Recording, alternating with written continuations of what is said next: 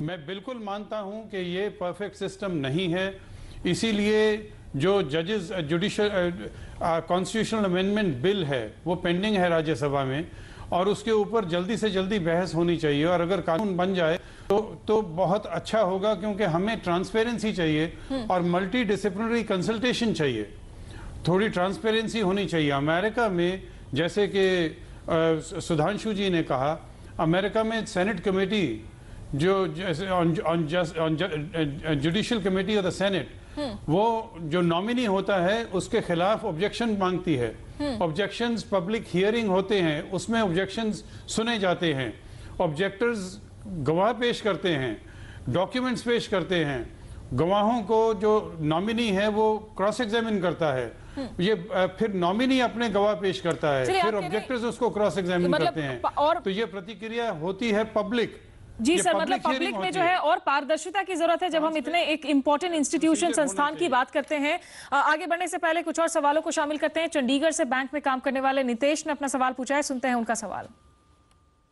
मैं गवर्नमेंट से ये पूछना चाहता हूँ कि वो अपने फायदे के लिए क्या आप जजेस भी सिलेक्ट करेंगे? पुलिस तो पहले से इनकी है।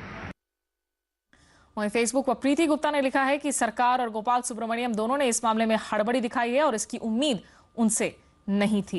वहीं IBNखबर.com पर हमारे एक और दर्शक अनुराग पाटिल ने लिखा है कि सरकार ने जजों के मामले में जैसा रुख अपनाया है वो उसकी अनुभवहीनता को उजागर करता है। अब कैसे देखेंगे आप सुधांशु? जो एक दर्शक वो हैं जो ये भी कह रहे हैं कि भाई आपने पुलिस पर जिस तरीके से जिस तरीके से कंट्रोल करने की कोशिश की है, जज गोपाल सुब्रमण्यम कहते हैं कि जज सरकार का दोस्त नहीं बन सकता। क्या आप दोस्त ढूंढने की कोशिश कर रहे हैं जजों में? ऐसा है, ये टिप्पणियों के बारे में मैं बहुत गंभीरता से जवाब इसलिए नहीं देना चाहता कि शायद सारा परिप्रेक्ष्य लोगों को समझ नहीं आ रहा है। जो तुलसी जी ने कहा, मैं रियली बहुत खुश हूं कि तुलसी जी ने चीज़ें सामने रखी। देखिए, ये एक बड़ी विडंबना फिर है। इन्होंने कहा ना कि पारदर्शिता है, कहाँ पारदर्शिता है? आप जानती हैं कि कई बार कितने जज जो एलिवेट हुए या जिनको नियुक्ति करी गई उनके खिलाफ गंभीर आरोप और गंभीर उनके बारे में प्रश्न चिन्ह लगे, चाहे बार ने लगाए चाहे अलग अलग इंस्टीट्यूशन। और बार जो है वो बड़ा गंभीर इंस्टीट्यूशन है। किसी भी राज्य का, किसी भी कोर्ट का की जो बार एसोसिएशन है वो गंभीर होती है। उन्होंने जब जजों पे इल्जाम लगाए या व्यक्तियों पे इल्जाम लगाए तो उसमें कभी पारदर्शिता नहीं निकली। और इसलिए आज जो है, आज जब लोगों में एक हलचल है, लोगों में एक बेचैनी है, तो पारदर्शिता बहुत जरूरी है। लेकिन सुधांशु जी, आपकी नीयत बहुत अच्छी है, आप पारदर्शिता की बात जरूर कर रहे हैं, लेकिन जब यहाँ हम जस्टिस लोढ़ा के बयान को देखते हैं, जब वो कहते हैं कि भाई सरकार ने इंतजार करना था कि मैं वापस आ जाता, मुझसे बगैर जो है दोबारा कंसल्ट किए वो फाइल आपने सेग्रीगेट कर दिए, वो भी तो पारदर्शिता की ओर लिया हुआ कोई कदम नहीं है। नहीं, देखिए, मैं फिर कह रहा हूं ना, दिक्कत क्या है कि कंटेम्प्ट ऑफ कोर्ट जो है वो एक ऐसी चीज हो गई है जिसके खौफ में बहुत कुछ सत्य नहीं बोले जाते हैं। क्योंकि आज के जमाने में जहां दूरभाष इतना प्रखर हो गया है कि मिनट क्या सेकंडों में हर एक से संपर्क हो जाता है, तो आज कोई जना कहाँ है कहाँ नहीं है, ये चीजें अब जो हैं वो इतिहास हो चुकी हैं। चलिए, संपर्क और संवाद उसके लिए कोई कमी नहीं है। मुझे लगता है जस्टिस सोडी साहब यहाँ पर कुछ कहना चाह रहे हैं। सुधांशु जी, सोडी साहब की बात को भी सुन लेते हैं। अपना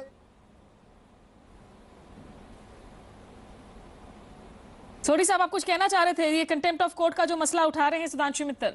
हेलो, नहीं, ठीक है, सुधांशु जी ठीक कह रहे हैं कि कंटेम्प्ट ऑफ कोर्ट के नीचे आपकी तरह आपकी आवाज़ दबाई जा सकती है। लेकिन देखिए, ये जो सिस्टम ऑफ अपॉइंटमेंट ऑफ जजेस है, ये पहला सिस्टम हमने कोशिश करके देख लिया, आजमा कर देख लिया, वो फेलियर निकला। और उसके बाद ये जजेस ने खुद अपने पर लेकर ये कोलिजियम सिस्टम बना लिया। इसको कोई कॉन्स्टिट्यूशनल बैकिंग तो है ही नहीं, लेकिन बन गया। और लेकिन अब हम देख रहे हैं ये जो कोलिजियम सिस्टम है ये इरोड हो चुका है, इसमें बहुत ज़्यादा त्रुटियां आ चुकी हैं और बहुत ज़्यादा जवाबदेही इसको देनी पड़ रही है और ये सिस्टम फेल हो चुका है। तुलसी साहब ठीक कह रहे हैं कि भाई ये तो इवॉल्व होगा, कोई नया सिस्टम इवॉल्व होना चाहिए। और अगर एक नया सिस्टम इवॉल्व हो, इसमें कोई बुरी बात तो नहीं है। हमने देख लिया दोनों सिस्टम हमारे फेल हो गए हैं। और चाहिए तो हमें क्वालिटी जजेस चाहिए ना, हमें सिर्फ जुडिशरी के जजेस तो नहीं चाहिए, और ना ही हमें सिर्फ गवर्नमेंट के जजेस चाहिए, हमें तो क्वालिटी जजेस चाहिए। और वो करने के लिए आपको एक नया सिस्टम इवॉल्व करना पड़ेगा। और हम नए सिस्टम की भी बात और भी आगे बढ़ाएंगे इस वक्त, लेकिन कुछ और दर्शक हैं। मध्य प्रदेश के मुरैना से बिजनेसमैन विवेक कुमार ने फोन पर अपनी बात कही है, सुनते हैं विवेक की राय। किसी भी जज की नियुक्ति राज्य सरकार या केंद्र सरकार के कहने पर नहीं होनी चाहिए। न्यायपालिका और कार्यपालिका को कोई संबंध नहीं होना चाहिए। अगर हम चाहते हैं कि देश को अच्छे जज मिले तो इसके लिए हमें एक प्रणाली बनानी होगी जहां सभी पक्षों से विचार विमर्श के बाद जजों की नियुक्ति हो। ये बहुत महत्वपूर्ण पद है, इस पर सोच विचार कर निर्णय लिया जाना चाहिए। जम्मू से वकील सुरजीत ने प्रश्न किया है, सुनते हैं उनका सवाल। न्यायपालिका में जजों की नियुक्ति में राजनीतिक दबाव क्यों होता है?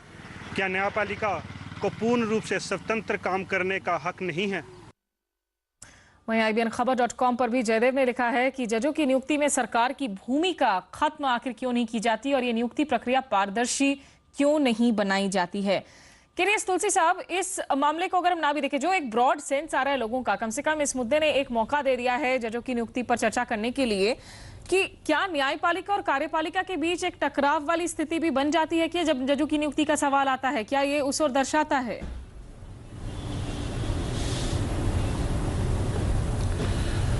जजेस की नियुक्ति जो होती है ये एक एडमिनिस्ट्रेटिव फंक्शन है, ये जुडिशियल फंक्शन नहीं है।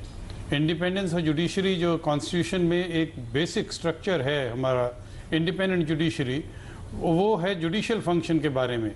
मगर नियुक्ति सारी दुनिया में कहीं भी कोई ऐसा देश नहीं है जहां जजेस अपने सक्सेसर्स को खुद ही नियुक्त करते हों। और ये बात जो है ये कॉन्स्टिट्यूएंट असेंबली में उठी थी और डॉक्टर BR अम्बेडकर ने उस वक्त कहा था कि हम ये अधिकार मुख्य न्यायाधीश को देने को तैयार नहीं हैं। ये अधिकार सिर्फ राष्ट्रपति के पास रहेगा और राष्ट्रपति जो भी सरकार होगी उसकी सलाह के मुताबिक कार्य करेगा। और मैं ये समझता हूँ कि जो कॉलेजियम है उसमें बहुत त्रुटियां, जैसे जस्टिस सोडी ने कहा, त्रुटियां हैं। और अगर आप ये देखें कि शेड्यूल्ड कास्ट शेड्यूल्ड ट्राइब सिर्फ 4% जजेस अपॉइंट हुए हैं और बैकवर्ड क्लास सिर्फ 10% हैं, और जो महिलाएं हैं 3% सिर्फ अभी तक बनी हैं, और बहुत सारी लार्ज परसेंटेज जो अपॉइंटीज की है वो जजेस की फैमिलीज में से आते हैं। और इसलिए बार एसोसिएशंस बहुत ज्यादा इस बात के ऊपर जो अमेरिका में तो बार एसोसिएशन को फॉर्मली कंसल्ट किया जाता है, यहाँ पे बार एसोसिएशन का कोई रोल नहीं है, बार काउंसिल का कोई रोल नहीं है। हमें भी मालूम होता है कि कौन, हम भी उसी कोर्ट में काम करते हैं, हमें भी मालूम है कि कौन जज बनने के काबिल है कौन नहीं है। अलग अलग लोकतंत्रों के अपने सिस्टम्स है तुलसी जी, जैसा आप कह रहे हैं। लेकिन सुधांशु मित्तल जी, फिर आप क्या कहेंगे जब अभिषेक मनु सिंह भी हो या कांग्रेस के दूसरे नेताओं जो आकर कह रहे हैं कि भाई बीजेपी जो है ये प्रतिशोध की राजनीति कर रही है, और गुजरात में जिस तरीके से बीजेपी की सरकार ने वहां लोकायुक्त, लोकपाल जैसे जो संस्थान है उनको खत्म करने की कोशिश की, क्या इन आरोपों को आप कैसे देखेंगे? ऐसा ही ये राजनीतिक बयान है, उनको उन बयानों को कितनी गंभीरता से देखना चाहिए कि कुछ अभी हम लोग जो चर्चा कर रहे हैं बड़े गंभीर विषय पे चर्चा कर रहे हैं, इसलिए ऐसे राजनीतिक बयानों को लाके ये हम विषय से भटक जाएंगे। मुझे बड़ी खुशी है कि आज पहली बार मैं किसी चैनल पे जजों की नियुक्ति को लेके इतनी बेबाक और इतनी खुली बहस देख रहा हूं। मैं आपको इसके लिए धन्यवाद भी देना चाहता हूं, और बाकी मैं जस्टिस सोधी को और तुलसी जी को देना चाहता हूं कि वाकई समय आ गया है कि हम जो है अब इस खौफ से निकले और चीजों को, जैसे इन्होंने कहा, किस तरह के जज अपॉइंट हो रहे हैं, उनकी क्या-क्या लिनेजेस हैं, ये सारी चीजें 30 सेकंड में जस्टिस सोधी आपको मैं आखिरी कंक्लूडिंग रिमार्क्स देना चाहूंगी। तो क्या ये वक्त आ गया है कि जब हम इस मुद्दे की, जजों की नियुक्ति को एक सियासी मुद्दा ना बनाकर बल्कि इसे एक मौके के तौर पर इस्तेमाल करें ताकि जो भी खामियां हैं उसे सुधारा जा सके? बिल्कुल आप ठीक कह रही हैं कि अब मौका आ गया और इस मौके को खोना भी नहीं चाहिए। और ये डिबेट को इनलार्ज करो और इस पर ठोस कदम उठाओ, कोई कमीशन बनाओ, कोई कमेटी बनाओ जो परमानेंट कमीशन हो या कमेटी हो जो जजेस को की नियुक्ति करे, उसमें हाँ ब्रॉड बेस्ड हो, जिसपे सरकार का भी रोल हो, जुडिशरी का भी रोल हो, बुद्धिजीवों का भी रोल हो, सबका ब्रॉड बेस बनाओ। बिल्कुल सोरी साहब, हम उम्मीद करेंगे कि जो भी कंसर्न्ड संगठन है, संस्थान है या इंडिविजुअल्स हैं, उन लोगों तक आप लोगों की बातें पहुंच रही हो। फिलहाल सोरी साहब, तुलसी साहब और सुधांशु मित्तल, आप लोगों का बहुत बहुत शुक्रिया, आप इस चर्चा में प्रश्नकाल में हमारे साथ जुड़े।